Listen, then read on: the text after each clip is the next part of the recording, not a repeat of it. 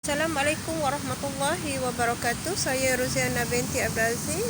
Manakala pada tahap ini adalah merupakan GMTA 2013 Perlembagaan Malaysia. Di sini saya takrifkan bahawa Perlembagaan Singapura isu dalam isu rasional keselamatan politik pemisahan Singapura. Okey, Malaysia dibentuk pada tahun 16 September 1963 sebagai reaksi terhadap pelbagai ancaman devastik dan di serantau. Okey, dari segi etika ini pertamanya membincangkan masalah sosial dan politik di Singapura, rasional proses pembentukan Malaysia. Kemudian dia akan menganalisakan reaksi Singapura terhadap Malaysia. Akhirnya artikel ini turut membincangkan implikasi isu Singapura dan pembentukan Malaysia.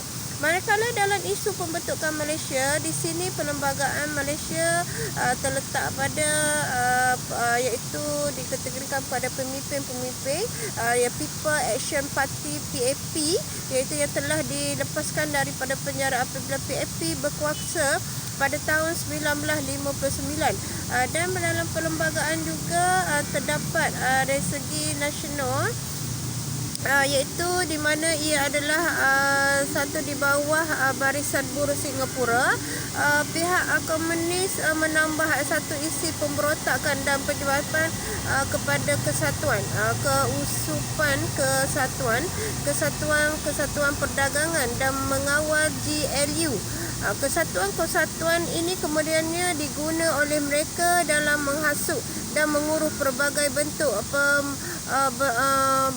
pemberontakan dan rusuhan. Okey, di mana dekat situ terdapat juga kajian pada perlembagaan parlimen sebagai rasionalnya, manakala pada awal 70-an seperti ada satu pemerintah Singapura mewajibkan kepada warganya, iaitu yang ingin membeli rumah dari Perlembagaan Perumahan Singapura HBDB, hendaklah ianya didaftarkan atas 2 orang pemilik nama yang ada hubungan keluarga seperti suami isteri, ibu bapa dan anak-anak. Okey, manakala ia seperti dalam yang dimasukkan dalam Perlembagaan Singapura dengan pendapatan yang dihasilkan daripada kejayaannya, pihak isteri juga telah menyumbang dari segi keuangan kepada pendapatan keluarga, termasuklah pembelian rumah HDB. Mereka mampu untuk menjadikan satu pandangan kepada pembangunan yang pesat dan perubahan yang besar dalam kehidupan Singapura moden, dalam etika perlembagaan Singapura dalam segi syariah. Okey, seperti mana Wang Simpanan Pekerja CPF juga di antara satu harta yang sering dianggap sebagai harta persecarian suami isteri selepas berlakunya perceraian. Secara konsepnya, CPF adalah salah satu jenis harta yang boleh dimasukkan ke dalam harta perceraian suami isteri, kerana menurut AMLA Seksyen 5214B, semua harta benda yang dimiliki bersama atau dimiliki oleh salah satu pasangan suami isteri selama tempoh perkahwinan adalah termasuk dalam pengertian harta perceraian. Manakala dalam segi yang menarik untuk disebut di sini bahawa kadang-kala pasangan suami isteri dan biasanya pihak suami menggunakan hak penjagaan anak sebagai alat untuk menghalang pasangannya daripada mendapatkan haknya dari harta perceraian mereka. Dengan ungkapan lain, suami bersedia meletakkan hak penjagaan kepada anaknya jika isteri tidak menuntut apa-apa daripada harta perceraian mereka. Di antara faktor-faktor yang telah membantu mahkamah dalam menilai dan memberi keutamaan ke atas sebab-sebab di sebalik kes tuntutan harta perceraian seperti AMLA tidak menyebut secara jelas apakah faktor-faktor penting yang perlu dijadikan pertimbangan utama dan faktor-faktor pembantu yang berfungsi sebagai sokongan sahaja. Jadi dengan ini, idea untuk menyatukan dalam salah satunya perlembagaan Singapura, maksudnya kita teraskan juga dari segi rasional pembentukan Malaysia, idea untuk menyatukan tanah Melayu antaranya Singapura, Brunei Darussalam dan dan Sarawak dalam satu kesatuan politik yang lebih besar adalah tidak popular bagi rejim pemerintahan di tanah Melayu. Okey, masalah pertama yang ketara adalah sebuah kesatuan negara seperti ini adalah berbahaya secara politiknya atau tidak praktikal dalam tempoh perubahan politik tanah air. Bagaimanapun dalam bulan Mei 1961, iaitu pada tahun demikian, British dan Tanah Melayu telah mencadang sebuah persekutuan Malaysia, dan dari mana daripada perspektif keselamatan orang-orang Melayu sebagai kaum yang rapuh dan terus berkuasa dengan cara mewujudkan keseimbangan antara orang Cina di Singapura dengan kaum-kaum berbeza di Borneo. Walaupun wujud dengan membawa negeri jajahan, maka British iaitu di bawah negeri jajahan British di Borneo ke dalam kesatuan iaitu satu nisbah kaum yang agak besar di Borneo penting sebagai pengimbang kepada majoriti Cina di Singapura. Okey, di mana satunya terbentuknya satu suasana yang agak cantiklah di sana, merupakan satu perlembagaan Singapura yang ditarikkan oleh pihak yang dinamakan Kerajaan Singapura.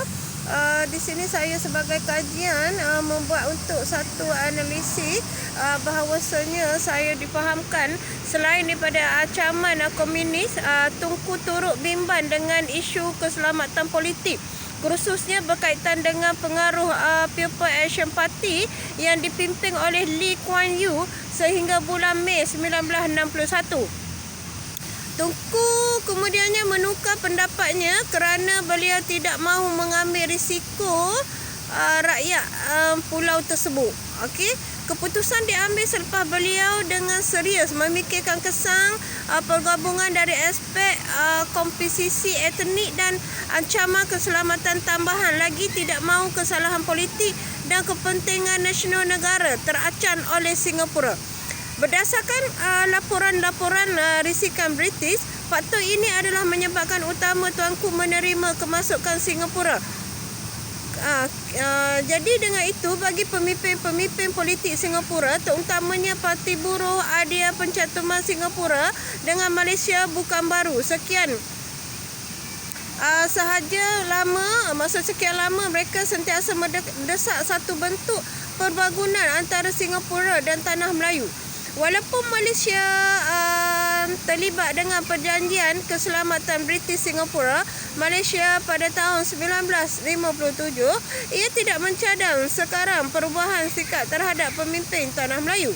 Ia adalah semata-mata satu usaha untuk memecah kebutuhan dalam usaha tawar-menawar dalam usaha Singapura mendapat pemerintahan sendiri. Oleh itu kita sebahagian daripada itu faham, dan satu lagi perkara yang penting yang perlu ditekankan oleh ancaman keselamatan dan ketidakstabilan politik adalah lebih ketara di Singapura. Ini adalah sebab mengapa Singapura berhak mencapai pemerintahan sendiri tetapi bukan kemerdekaan sepenuhnya daripada British. Menurut Charabert, terdapat dua alasan berkenaan. Hal ini akan berkaitan dengan pertama PKM di Persekutuan Tanah Melayu. Okey, sesungguhnya jauh lebih besar daripada Singapura adalah taburan dan hutan kurang mempengaruhi perkembangan politik di kawasan bandar dan keduanya. Manakala parti politik bukan komunis membentuk majoriti dalam pilihan raya. Okey, dengan itu kita teraskan dengan perlembagaan, iaitu terdapat juga di sana dalam perlembagaan Museum Singapura yang telah ditarikkan oleh Museum Singapura. Satu perkara yang satu menarik perhatian lah. Okey, di mana satu selepas pada kita pada susulan itu perlembagaan Singapura, iaitu di bawah PAP selepas pergabungan, iaitu PAP adalah pergerakan utama usaha pergabungan Singapura Malaysia, manakala PPP dan Parti Demokrat Bersatu dan Uni Demokratik Parti UDP yang diketuai oleh Lee Chong Yu pada mulanya membangkang pergabungan tetapi akhirnya menyokong. Lantaran percadangan awam mereka berkenaan isu pergabungan parti pembangkang bukan Melayu tidak sepakat dalam menghadapi Pakatan dalam Pilihan Raya tahun 1964. Dengan itu, sekian terima kasih dari saya, Roziana binti Abdul Aziz, di mana satu rujukan iaitu dipanggil Reason Be Other Way on the Weather pada tahun 1998, Security New at the Fredwood, Analysis on Border Limit, Discerner Publication, yang sebagai rujukan perlembagaan Singapura. Dengan ini, Assalamualaikum warahmatullahi wabarakatuh. Sekian, terima kasih.